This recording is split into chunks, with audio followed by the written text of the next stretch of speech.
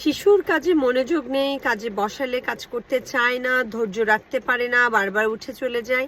এই বিষয়ে অনেকগুলো প্রশ্ন পেয়েছি। সো এই বিষয় নিয়ে একটু আলোচনা করি। সো আপনি যদি চান যে আপনার বাচ্চা আপনার সাথে বসিয়ে ধৈর্য ধরে একটা কাজ করুক, প্রথমে যে জিনিসটা আপনাকে করতে হবে সেটা হলো যে আপনাকে আপনাকে এনভায়রনমেন্টটা ক্লিয়ার রাখতে হবে। সো এনভায়রনমেন্ট ক্লিয়ার মানে কি? ধরেন আপনার বাচ্চা ড্রয়িং রুমে আপনার সাথে আপনি একটা কাজ নিয়ে বসালেন, ওকে? তারপর সেখানে টিভি চলছে, আরেকজন কথা বলছে, পাশে ওর খেলনা পড়ে আছে, এটা সেটা, ও এদিকে তাকাচ্ছে ওদিকে তাকাচ্ছে, যেগুলো ওর মনোযোগ পাওয়ার উপযোগী আইটেম। সো আপনি ওরকম একটা জায়গায় বসে কখনো আপনার বাচ্চার সাথে যদি কাজ করেন, তাহলে কখনো সে ফুল মনোযোগ দিতে পারবে না। আপনাকে কি করতে হবে? আপনাকে এমন এক জায়গায় নিয়ে বসাতে হবে বা এমন একটা সময় কাজ শুরু করতে হবে যেখানে আপনি সব ধরনের ডিস্ট্রাকশন এলিমিনেট করতে পারেন।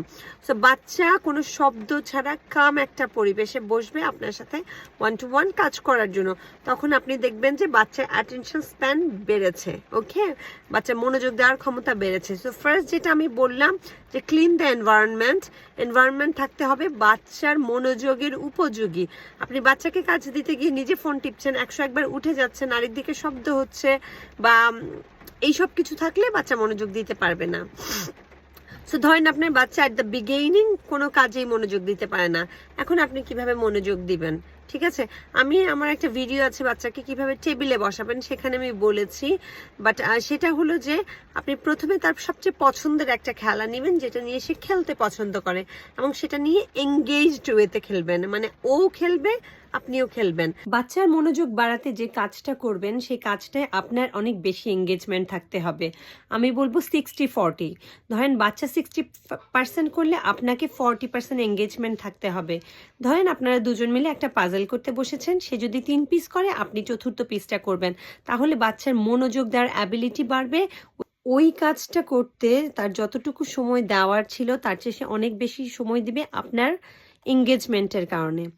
আর একটু বলবো যে আমি বেশ কিছু মা আমাকে ভিডিও পাঠিয়েছেন তাদের বাচ্চার সাথে যে কাজ করছেন সে ধরনের ভিডিও। আমি কাজগুলোতে কোনো ধরনের আনন্দ খুঁজে পাইনি। আনন্দ খুঁজে পাওয়া মানে আমি যখন দেখছি যে বাচ্চাগুলো কাজ করছে, মারা অনেক বেশি প্রেশার ক্রিয়েট করছে, যেটা করো এভাবে করছো না কেন, ওভাবে করছো না কেন। সো বাচ্চার এঙ্গেজমেন্ট রাখতে হলে কাজটাকে অনেক ফান ওয়েতে করতে হবে, যে বাচ্চা যাতে মজা পায়, পরবর্তীতে বসার আগ্রহ পায়, বা কাজটা যাতে বাচ্চা আনন্দের সাথে করে, অনেক বেশি প্রেশার নিয়ে না করে। এবং হলো কাজটা যখন আপনি করবেন একসাথে অনেক বেশি পুশ করবেন না, একটু একটু করে প্রতিদিন বাচ্চার সক্ষমতা অনুযায়ী একটু একটু করে বাড়াতে শুরু করবেন। প্রথম দিন অনেক বেশি পুশ করবেন না। এইভাবে আপনি যদি আস্তে আস্তে চেষ্টা করেন, বাচ্চার মনোযোগ বৃদ্ধি পাবে কাজে। কিছু কিছু গেমস বাচ্চার মনোযোগ বাড়াতে হেল্প করে, তাদের মধ্যে একটা হলো পাজল। আপনি যদি বাচ্চার সাথে পাজল খেলেন বাচ্চার মনোযোগ বাড়বে। স্পট দ্য ডিফারেন্স, দুটো সেম ছবি কিন্তু একটু পার্থক্য আছে। এই সব খেলায় বাচ্চার মনোযোগ বাড়তে হেল্প করে, কারণ বাচ্চা তাকায়, খেয়াল করে যে কোনটা নেই, এই ছবিতে আছে কোনটা, ওই ছবিতে নেই কোনটা। আপনার বাচ্চার অ্যাবিলিটির উপর ডিপেন্ড করে। থার্ড আর কি, যেমন কপি কালারিং, ওকে?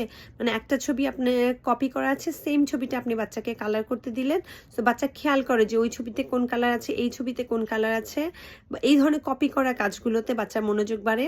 আপনি যদি যে কোনো কপি ড্যান্সিং করেন বাচ্চার সাথে, টিভিতে একজন ড্যান্স করছে বা বেবিসি সঙের সাথে ড্যান্স করছে, সেই ড্যান্সটা কপি করলেন, এইসব কাজ করলে বাচ্চার ন্যাচারাল ওয়েতে মনোযোগ বৃদ্ধি করে, কারণ ও কনসেন্ট্রেট দেওয়া শুরু করে যে হ্যাঁ ওখানে কি হচ্ছে যেটা আমাকে করতে হবে। সো এভাবে চেষ্টা করেন। আমি ভবিষ্যতে আরো অনেকগুলো টিপস শেয়ার করব।